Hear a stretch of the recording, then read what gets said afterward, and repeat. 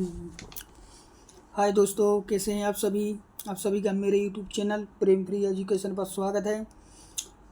और आज हम पढ़ने वाले हैं सब्जेक्ट वर्ब एग्रीमेंट का थर्ड कॉन्सेप्ट और थर्ड वीडियो है।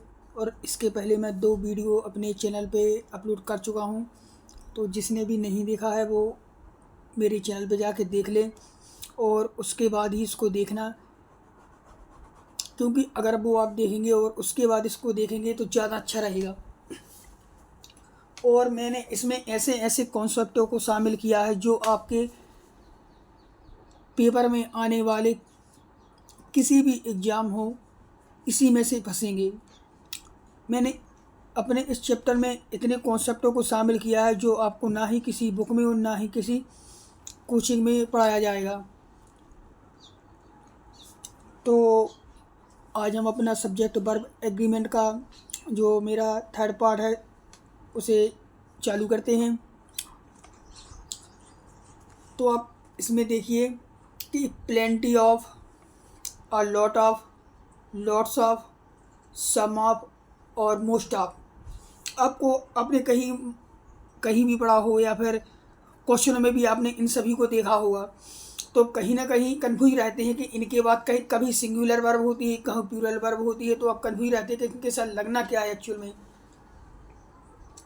तो देखिए, इनका सीधा सा कॉन्सेप्ट है कि अगर इन सभी के बाद काउंटेबल नाउन आता है तो इसके साथ प्लूरल नाउन आएगा और प्लूरल वर्ब आएगी। अगर कोई भी काउंटेबल नाउन है जिसको हम गिन सकते हैं, काउंटेबल और अनकाउंटेबल मैं आपको बता चुका हूँ कि जिनकी गणना हम नंबरों में करते हैं उन्हें काउंटेबल बोलते हैं, और जिनको हम नंबरों में नहीं गिन सकते तो उसे हम अनकाउंटेबल बोलते हैं, है ना।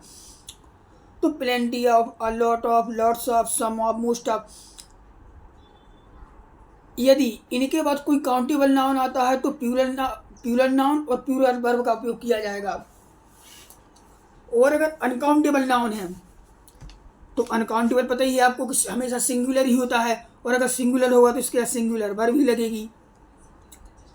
तो ध्यान रखना कि इन सभी के बाद अगर काउंटेबल नाउन होगा तो वो प्लूरल होगा और प्लूरल वर्ब का उपयोग किया जाएगा, और अगर अनकाउंटेबल होगा तो वो हमेशा सिंगुलर ही रहता है, तो सिंगुलर नाउन और सिंगुलर वर्ब का उपयोग किया जाता है। ठीक है। इन सभी के बाद यदि काउंटेबल नाउन होता है तो नाउन प्लूरल तथा वर्ब भी प्लूरल ही आती है। ध्यान रखना कि यदि इन सभी के बाद काउंटेबल नाउन होता है तो नाउन प्लूरल तथा वर्ब भी प्लूरल आती है, और यदि इन सभी के बाद अनकाउंटेबल नाउन होता है तो वह हमेशा ही सिंगुलर होता है तथा वर्ब भी सिंगुलर आती है। ध्यान रखना। इनके आप उदाहरण देखिए तो आपको ज़्यादा क्लियर हो जाएगा। जैसे सम ऑफ द मिल्क, तो यहाँ देखिए सम ऑफ द मिल्क, तो मिल्क क्या है, एक अनकाउंटेबल है, तो इसके साथ वाच का यूज किया जाएगा, वर का नहीं किया जाएगा। और सम ऑफ द प्लेयर्स, तो प्लेयर्स क्या है, काउंटेबल है, तो काउंटेबल में अपन को क्या करना है, प्लूरल लेना है, तो ये प्लूरल है, और इसी के साथ प्लूरल वर्ब का भी उपयोग किया जाएगा, आर का उपयोग किया जाएगा, इसका नहीं। ठीक है। अब यहाँ देखिए मोस्ट ऑफ, तो मोस्ट ऑफ मनी, तो मनी क्या है, अनकाउंटेबल है, अगर अनकाउंटेबल है तो इसके साथ जो वर्ब लगी वो भी सिंगुलर लगी, तो है लगेगा, इसका हैव नहीं लगेगा। ठीक है। अब यहाँ देखिए मोस्ट ऑफ द गर्ल्स, तो गर्ल्स क्या है, काउंटेबल है इसलिए प्लूरल है, और इसके साथ वर्ब भी जो है वो प्लूरल ही लगेगी। ठीक है, एज नहीं लगेगा सिंगुलर। ठीक है, इससे आपको ज़्यादा समझ में आएगा। अब अगला कॉन्सेप्ट देखिए, अपना जो अगला कॉन्सेप्ट है वो है आइदर। अब आइदर का यूज किया जाएगा, दो में से एक चुनना। इसका उपयोग केवल दो में से एक को चुनना, जो भी अपना वो सब्जेक्ट प्लूरल रहेगा, लेकिन दो से ज़्यादा नहीं होना चाहिए। अब देखना, either plus of plus plural noun plus singular verb, तो इसमें क्या होता है कि इसमें प्लूरल नाउन का उपयोग किया जाता है और वर्ब जो रहती है हमेशा सिंगुलर। मतलब आपको दो में से एक चुनना है, तो सीधी सी बात है, आपका नाउन तो हमेशा प्लूरल रहेगा लेकिन जो वर्ब रहेगी वो सिंगुलर, क्योंकि आपको दो में से एक चुनना है, तो वो आपकी वर्ब सिंगुलर ही रहेगी। आइदर ऑफ टू पेन्स, तो ये अपना क्या हो गया, प्लूरल नाउन हो गया, लेकिन आपको इज रेड, तो दो में से केवल एक ही पेन रेड है, दो पेनों में है केवल एक ही पेन रेड है, तो यहाँ जो वर्ब रहेगी वो सिंगुलर आएगी। ठीक है, आइदर ऑफ टू, दो में से या तो एक रेड है ना, और आइदर ऑफ टू बुक्स, यहाँ जो प्लूरल नाउन हो गया, और ये अपना सिंगुलर वर्ब डज।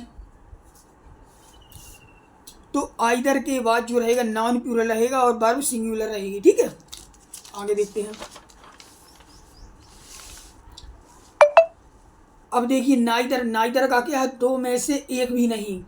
अभी अपन ने आइदर में पढ़ा था कि दो में से एक, अब इसमें है कि दो में से एक भी नहीं। तो वो क्या रहेगा, इसके neither plus of plus plural noun plus singular verb, इसका जो स्ट्रक्चर है वही रहेगा। उसमें दो में से एक चुनना था, इसमें दो में से एक भी नहीं। Neither of two boys, plural noun is, singular verb absent. ठीक है, neither of two thieves, two thieves मतलब दो चोर, हैज बीन कॉट, तो इस वर्ब सिंगुलर, नाउन है जो प्लूरल है। ठीक है, अब एनी और एनीवन, तो दो से अधिक में से एक चुनना। अभी अपन दो पढ़ा देखे, बस दो में से एक चुनना या ना चुनना। अब एनी और एनीवन का उपयोग कहाँ किया जाता है, दो से अधिक में से एक चुनना। अपना स्ट्रक्चर क्या रहेगा इसका, any anyone plus of plus plural noun plural verb, इसमें जो अपना स्ट्रक्चर रहेगा। अब यहाँ पे जो अपनी वर्ब आ रही थी वो सिंगुलर आ रही थी, लेकिन यहाँ से वर्ब अपनी प्लूरल हो जाएगी, ध्यान रखना। और इसमें दो से अधिक का कहीं भी सेंटेंस हो तो वहीं इसका उपयोग होगा। अगर दो हैं या दो से कम है तो वहाँ इसका उपयोग नहीं होगा। अब उदाहरण देखिए, any of three student does not visit, ये अपना प्लूरल नाउन हो गया, ये अपनी प्लूरल वर्ब हो गई। Any of five movies, any of five movies was watched. ठीक है, अब दो से अधिक में से एक भी नहीं, ध्यान रखना, दो से अधिक में से एक भी नहीं। None of 10 cities has been visited, और none of 10 friends is present. ठीक है, अब इसके अलावा देखिए कि ईच, एवरीवन और वन, तो इनके बाद क्या होता है कि जो नाउन रहेगा वो प्लूरल रहेगा और वर्ब रहेगी वो सिंगुलर रहेगी। ठीक है, जैसे वन ऑफ द चिल्ड्रन, तो ये अपना नाउन प्लूरल हो गया लेकिन वर्ब है कि वो सिंगुलर है। ईच ऑफ द स्टूडेंट, तो ये अपना प्लूरल हो गया लेकिन ये वर्ब है नीड्स, ये अपनी सिंगुलर हो गई। तो ईच, एवरीवन और वन, तो इनके बाद ऑफ तो लगता ही है, और इनके बाद जो अपना नाउन होगा वो प्लूरल होगा और जो वर्ब आएगी वो सिंगुलर होगी। ठीक है, अब अपना एक बहुत ही इंपॉर्टेंट कॉन्सेप्ट है यूज ऑफ देयर। आपने देखा होगा कि कई सेंटेंस होते हैं जो उनका स्टार्ट देयर से होता है, तो आपको समझ में नहीं आता कि देयर के साथ सिंगुलर वर्ब लगाएं कि प्लूरल वर्ब लगाएं, सिंगुलर नाउन लगाएं या प्लूरल, तो इसको आप समझते हैं। तो देयर का फंडा क्या होता है कि यदि देयर के साथ सिंगुलर नाउन है तो सिंगुलर वर्ब लगेगी, और अगर प्लूरल नाउन है तो प्लूरल वर्ब लगेगी। सीधा सा फंडा है इसमें भी कि अगर इसके साथ में सिंगुलर वर्ब और सिंगुलर वर्ब नाउन है, और अगर प्लूरल नाउन है तो प्लूरल वर्ब लगेगी। यदि देयर के बाद सिंगुलर नाउन या प्रोनाउन आता है तो वर्ब भी सिंगुलर लगेगी, और यदि देयर के बाद प्लूरल नाउन या प्रोनाउन आता है तो वर्ब भी प्लूरल ही लगेगी। ठीक है, कुछ उदाहरण से देखिए, देयर वाज या वर सम बुक्स, तो यहाँ पे क्या सम बुक्स, ये क्या हो गया अपना प्लूरल हो गया, तो यहाँ पे अपना वर लगेगा, वाज नहीं लगेगा। इन माई बैग, मेरे बस्ते में कुछ बुक्स हैं। अब देयर वाज या वर मच वाटर, तो मच वाटर आ गया, ये क्या है अनकाउंटेबल, तो सिंगुलर, तो इसके साथ वाई लगेगा, वर नहीं लगेगा। ठीक है, अभी there is are two fans, in the class, तो इसमें क्या है, 2 फैंस, मतलब प्लूरल है तो प्लूरल वर्ब लगेगी, इज नहीं लगेगा। There is a fan in the class, class में एक पंखा है तो इज लगेगा, आर नहीं लगेगा। तो इसका वो ये कि अगर देयर के बाद सिंगुलर नाउन है तो सिंगुलर वर्ब लगेगी, और अगर प्लूरल नाउन है तो प्लूरल वर्ब रहेगी। ठीक है, अब अगला कॉन्सेप्ट देखते हैं मन कि ईच यदि किसी प्लूरल नाउन के बाद आता है, ईच है जो अगर किसी प्लूरल नाउन के बाद आता है तो पर भी प्लूरल लगेगी, ये तो अपन पढ़ चुके हैं।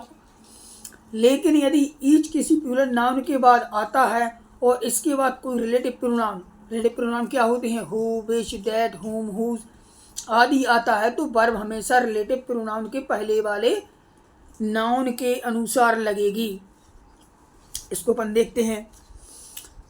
I meet each Ram and Shyam, who आ गया हु, तो हु के पहले क्या है, श्याम है, श्याम का है सिंगुलर, तो सिंगुलर के साथ वर्ब कौन सी लगेगी, सिंगुलर, डज, डू नहीं लगेगी। He is each of my student, who आ गया, हु के पहले क्या है अपना स्टूडेंट, स्टूडेंट क्या है प्लूरल, तो प्लूरल के साथ अपना हैव लगेगा। ठीक है, तो ये अपना हो गया ईच वाला कॉन्सेप्ट कि ईच अगर यदि किसी प्लूरल नाउन के बाद आता है और ईच के बाद कोई रिलेटिव प्रोनाउन आता है, तो रिलेटिव प्रोनाउन की पहले जो भी नाउन या प्रोनाउन होगा सिंगुलर या प्लूरल, तो वर्ब भी हमेशा उसी सिंगुलर या प्लूरल के अनुसार ही लगेगी। ठीक है, अब एक बहुत ही अच्छा कॉन्सेप्ट बताता हूं मैं कि 2 plus first form, 2 plus first form और V1 मतलब वर्ब का फर्स्ट फॉर्म प्लस ING, तो ये हमेशा क्या होते हैं, सिंगुलर होते हैं और सिंगुलर वर्ब का यूज किया जाता है इनके साथ।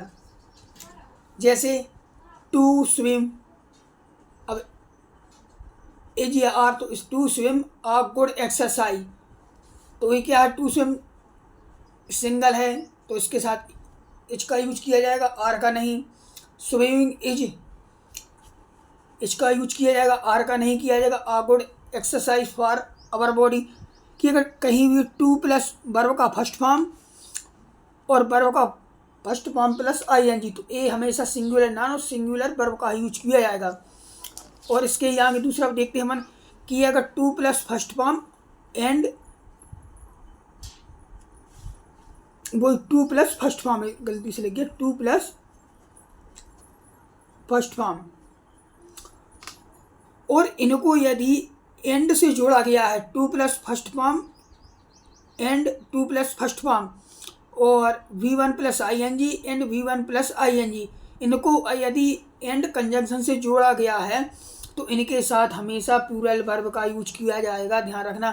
जैसे to swim and to dance, तो एंड जुड़ा है तो इसमें प्लूरल वर्ब आर होगा। स्विमिंग एंड डांसिंग, तो ये भी प्लूरल हो गया, आर का यूज होगा इसमें। ठीक है, अब एक और बहुत अच्छा कॉन्सेप्ट है अपना आज का, द प्लस एडजेक्टिव। आपको पता है कि एडजेक्टिव कभी भी किसी भी सेंटेंस का सब्जेक्ट नहीं बन सकता है, और एडजेक्टिव होता है हमेशा नाउन और प्रोनाउन की क्वालिटी को ही बताता है, ध्यान रखना। तो इसका क्या रहता है कि यदि अपन किसी एडजेक्टिव के आगे द लगा देते हैं तो वो हमेशा प्लूरल नाउन बन जाता है और उसके साथ प्लूरल वर्ब लगती है, मतलब इसका तो एडजेक्टिव कभी सब्जेक्ट नहीं बनता है। लेकिन यदि किसी एडजेक्टिव के आगे द लगा दिया जाता है तो वह सेंटेंस का सब्जेक्ट भी बन सकता है और वह हमेशा प्लूरल बनेगा तथा प्लूरल वर्ब लगेगी। जैसे यहाँ पे देखिए द रिच, जैसे अगर अकेला रिच होता तो वो सब्जेक्ट नहीं बन सकता, लेकिन यहाँ द रिच हो गया तो ये हमें अपना प्लूरल हो गया, तो उसके बाद प्लूरल वर्ब हेल्प लगेगी।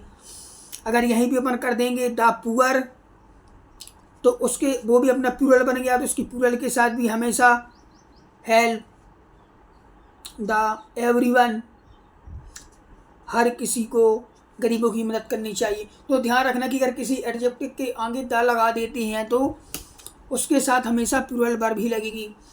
ठीक है दोस्तों, तो आज ये अपना सब्जेक्ट वर्ब एग्रीमेंट का तीसरा पार्ट था और आज यहाँ पे सब्जेक्ट वर्ब एग्रीमेंट ख़त्म होता है और मैं इसके क्वेश्चन आंसर भी आपके लिए ज़रूर लाऊंगा।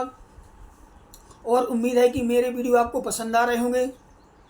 ठीक है, मैं आज की क्लास यहीं तक रखता हूँ। Okay, thank you.